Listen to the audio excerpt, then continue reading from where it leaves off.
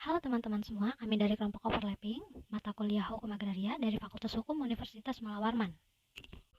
Kami beranggotakan 5 orang, yang pertama ada Anugrah, yang kedua ada Marisa Amalia, yang ketiga Yunita Wandira, yang keempat Widya Hardini, dan yang terakhir ada Desi Wilda. Sekarang kami akan menjelaskan mengenai reforma agraria dan konflik agraria. Kata agraria dari bahasa Latin yaitu ager yang artinya lapangan, pedusunan, wilayah, atau tanah negara. Sementara istilah reforma dari bahasa Spanyol ialah pembaharuan atau pembentukan kembali. Jadi bisa kita simpulkan reforma agraria adalah penataan kembali struktur penguasaan, pemilikan, penggunaan, dan pemanfaatan tanah yang lebih berkeadilan melalui penataan aset dan disertai dengan penataan akses untuk kemakmuran rakyat Indonesia. Untuk tujuan reforma agraria, yang pertama, mengurangi ketimpangan penguasaan pemilikan tanah dalam rangka menciptakan keadilan. Yang kedua, menangani sengketa dan konflik agraria. Yang ketiga, menciptakan sumber kemakmuran dan kesejahteraan masyarakat yang berbasis agraria melalui pengaturan penguasaan, kepemilikan, penggunaan, dan pemanfaatan tanah. Lalu yang keempat, menciptakan lapangan kerja untuk mengurangi kemiskinan. Yang kelima, memperbaiki akses masyarakat kepada sumber ekonomi. Lalu tujuan yang terakhir atau yang keenam ialah meningkatkan ketahanan dan kedaulatan pangan, memperbaiki dan menjaga kualitas lingkungan hidup. Perjalanan reforma agraria di Indonesia.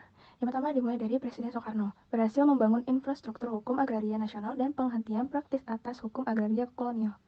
Yang kedua, Presiden Soeharto, kebijakan arah dan strategi reforma agraria terhadap distribusi tanah kawasan hutan dengan metode transmigrasi. Yang ketiga, Presiden B.J. Habibie, kebijakan pemberlakuan kembali atas reforma agraria sebagaimana pelaksanaan UUPA dengan pembentukan Tillland Reform.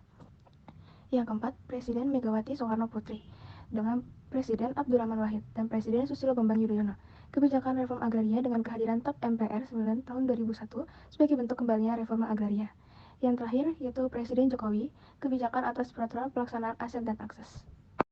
Konflik agraria, konflik yang disebabkan oleh perbedaan akses dan penguasaan lahan. Konflik agraria pada tanah hutan merupakan pertentangan yang terjadi berkaitan dengan pola penguasaan tanah hutan.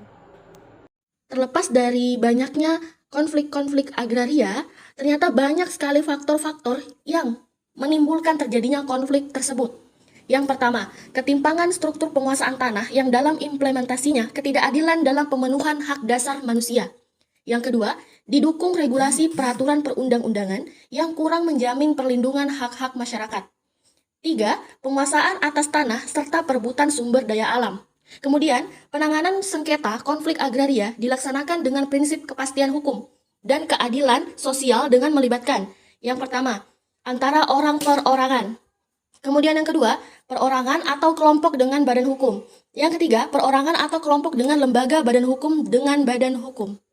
Contoh kasus reforma agraria yang kami ambil adalah Wadas merupakan nama sebuah desa di Kecamatan Bener, Kabupaten Purworejo, Jawa Tengah. Desa seluas 405,820 hektar ini ternyata menyimpan harta karun berupa batuan andesit. Konflik ini berlatar belakang rencana pemerintah dalam membuka penambangan terbuka batuan andesit yang berada di wilayah desa tersebut untuk dijadikan bahan baku penambangan bendungan Bener yang masih satu kecamatan dengan wilayah desa ini. Menurut masyarakat setempat, pembangunan batu ini akan merusak lingkungan desa. Konflik yang terjadi di desa Wadas merupakan konflik agraria karena menyoal pengadaan tanah.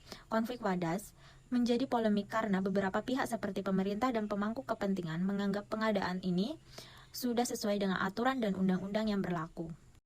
Menurut pendapat saya, reforma agraria secara fundamental memberikan program-program yang dapat menuntaskan masalah kemiskinan masyarakat desa, meningkatkan kesejahteraan dengan kemandirian pangan nasional, kemudian meningkatkan produktivitas tanah, memberikan pengakuan hak atas tanah yang dimiliki baik secara pribadi, negara, dan juga tanah milik umum yang pemanfaatannya untuk memenuhi kepentingan masyarakat. Terlepas dari itu semua, pemerintah seharusnya tak hanya melakukan reforma agraria di lahan yang bebas konflik, tapi di daerah dengan kompetisi penguasaan tanah ketat dan terdapat banyak konflik. Nah, menurut saya bahwa reformasi agraria saat ini sudah berjalan walaupun terkesan lambat.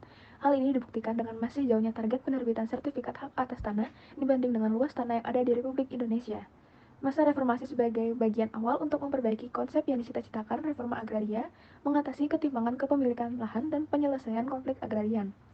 Keberlanjutan reforma agraria melalui beberapa kebijakan pemerintah di masing-masing periode kepemimpinan presiden sesungguhnya untuk menciptakan kebijakan nasional yang bertujuan untuk pembangunan secara merata di seluruh wilayah Indonesia. Konflik agraria dan sengketa tanah menjadi salah satu gesekan yang mengganggu efektivitas kehidupan pertanian dan perikanan. Setidaknya ada dua pemicu konflik agraria. Yang pertama, kurang tepatnya hukum dan kebijakan pengatur masalah agraria, baik terkait pandangan atas tanah, status tanah, dan kepemilikan, hak-hak atas tanah maupun metode untuk memperoleh hak-hak atas tanah. Yang kedua, kelambanan dan ketidakadilan dalam proses penyelesaian sengketa tanah, yang akhirnya berujung pada konflik.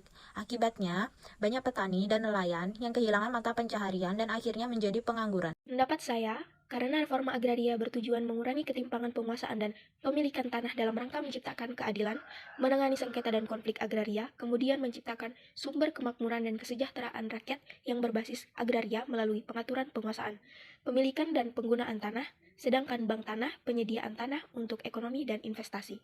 Konflik agraria akan terselesaikan dengan adanya land reform ini, dengan berlandaskan pada Pasal 33 Ayat 3 Undang-Undang Pokok Agraria yang berbunyi, bumi dan air dan kekayaan alam yang terkandung di dalamnya dikuasai oleh negara dan dipergunakan untuk sebesar-besarnya kemakmuran rakyat.